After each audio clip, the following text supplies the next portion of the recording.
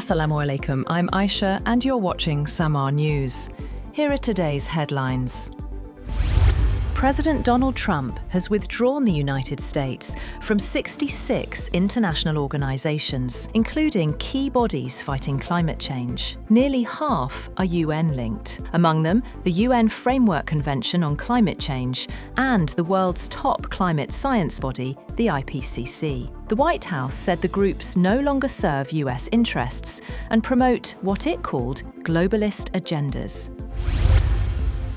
Reacting to the news, China said Washington's reported withdrawal from dozens of international organizations is nothing new. Beijing said multilateral bodies exist to serve shared global interests, not the priorities of one country. Foreign Ministry spokesperson Mao Ning warned that weakening the UN system risks power politics and instability, especially for smaller nations.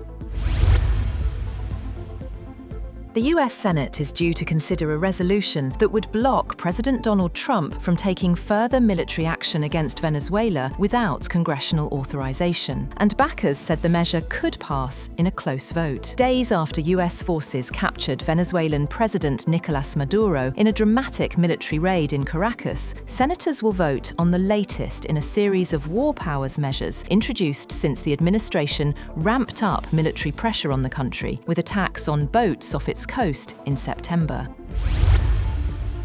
The United States will control the sale of Venezuelan oil indefinitely, managing exports and revenue as part of a new energy strategy following heightened US involvement in Venezuela, officials says. US Energy Secretary Chris Wright said Washington has begun marketing stored Venezuelan crude, about 30 to 50 million barrels, and plans to continue selling future production on global markets under US oversight. Proceeds from these oil sales will be held in US-controlled accounts and used to stabilize Venezuela's economy, rebuild its oil sector, and support both American and Venezuelan interests. Venezuela's Interior Minister Diosdado Cabello says that around 100 people were killed in the US military operation that ousted President Nicolas Maduro on Saturday and led to his capture, marking Caracas's first official casualty count. Cabello said the toll far exceeds earlier figures, with the Venezuelan army previously publishing a list of 23 soldiers killed. He accused US forces of killing much of Maduro's security detail in cold blood. Cuban authorities have also reported dozens of deaths among Cuban military and intelligence personnel in Venezuela.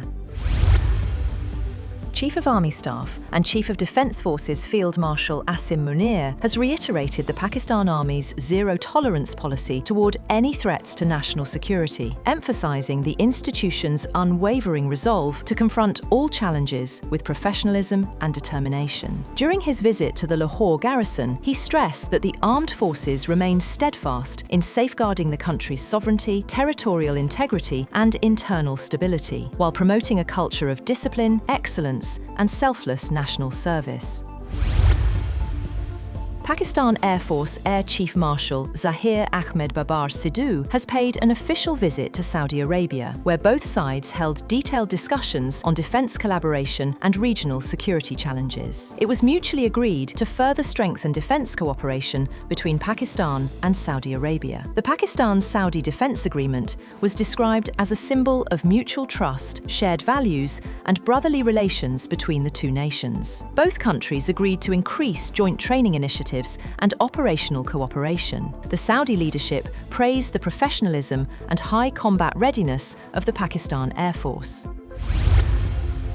President Donald Trump has endorsed a bipartisan bill allowing the US to impose sanctions on countries purchasing Russian oil, including China, India, and Brazil. Senator Lindsey Graham, RSC, said Trump greenlit the Sanctioning Russia Act after a very productive meeting with lawmakers. The legislation, co-drafted by Graham and Democrat Richard Blumenthal, would give Trump authority to levy tariffs of up to 500% on imports from nations trading with Russia's energy sector. This bill will allow President Trump to punish countries buying cheap Russian oil fueling Putin's war machine, Graham said, adding it provides tremendous leverage against China, India, and Brazil to curb purchases of Russian crude financing Moscow's military operations.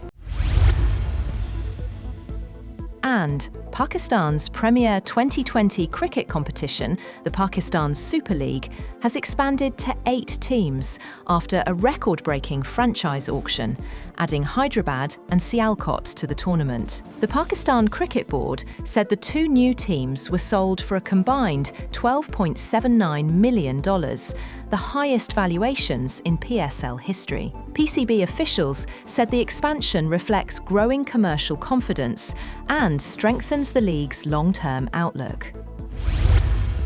That's all for now. For more updates, visit www.samaa.tv. Thank you for watching Samaa News.